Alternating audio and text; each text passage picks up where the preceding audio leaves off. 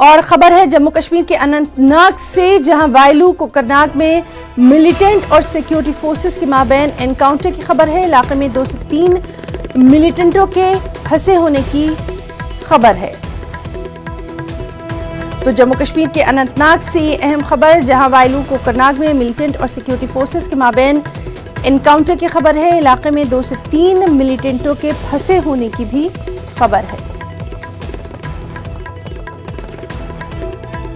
इस खबर पर लगातार नजर बनी हुई है। अनंतनाग के वायलू कोकरनाग में मिलिटेंट और सिक्योरिटी फोर्सेस के माबैन एनकाउंटर की यह खबर है। और हमारे साथ अनंतनाग से मौजूद हैं हमारे नुमाइंदे मुदस्सिर कादरी। मुदस्सिर, लगातार इस अहम खबर पर नजर बनी हुई है, अभी क्या कुछ तफसीलात?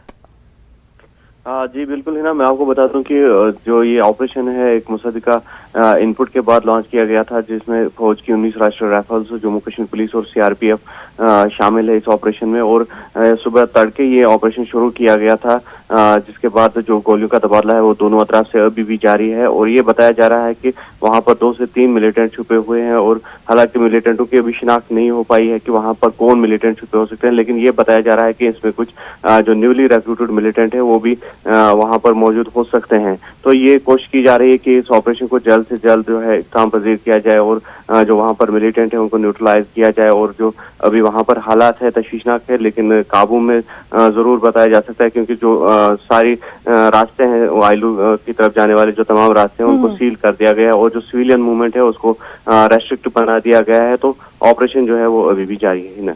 जी मुदस्सिर, बहुत बहुत आपका शुक्रिया अदा करना चाहेंगे। लगातार अहम खबर पर नजर बनी हुई है। तो नाज़रीन, हमारे साथी मुदस्सिर कादरी ने बताया कि ये ऑपरेशन अभी भी जारी है। लगातार